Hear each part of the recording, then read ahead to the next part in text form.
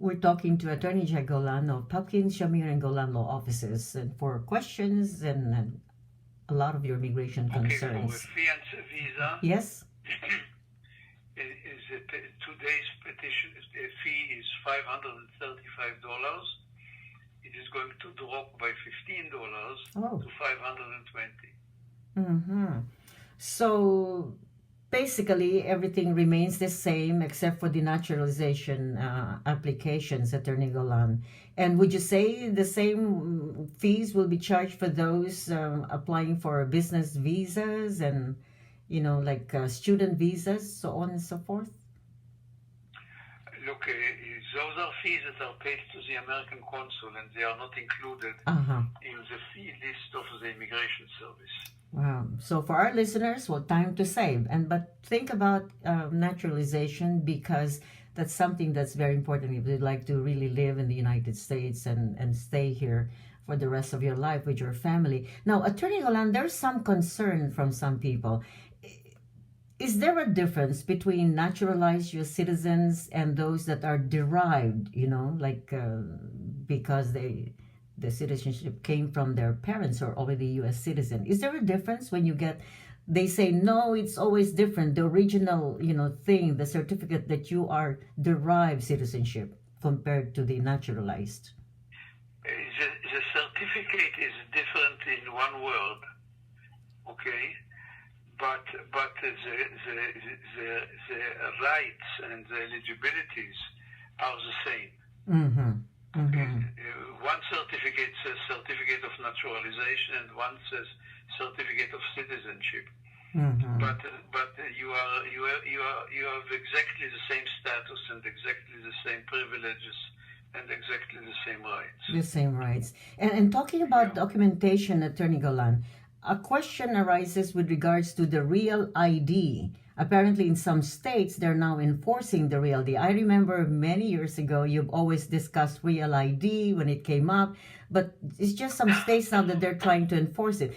Is real ID, as they ask, really necessary for them to apply for, or they can do without as long as they have a U.S. passport?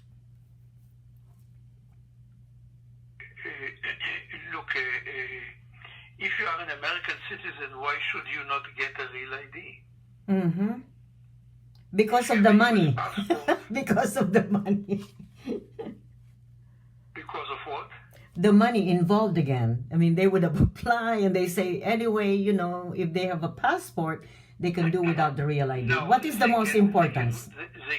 Look, every driver's license expires sooner or later. So when it expires, you get the real ID. You don't need to rush to replace the driver's license if it is still valid. Oh, I see. So for those people that they have the driver's license still okay, they don't have to apply for a real ID and just wait until it expires. Is that right? Right. Unless, of course, in some states that they're requiring them now to apply for a real ID. Somebody says... I talk only about California. Oh, okay. Yes. Because I understand in some of the parts of the East Coast, they had sort of like been reminding everybody to now get the real ID. But they worry about submitting a lot of documentation when in fact they say, why? We have the passport. So in other words, in California, for example, if you have your driver's license valid in California, you can still use it until it expires. And then when it expires, they will give you a real ID. Is that right? Right, but remember that if you don't have the real ID and you want to fly in the United States, you need to have your passport with you, even if it is an internal flight.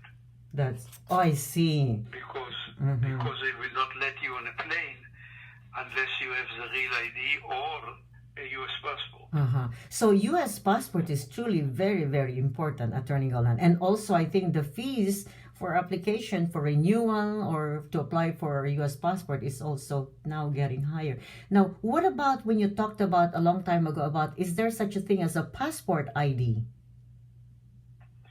There is the Department of State who is issuing the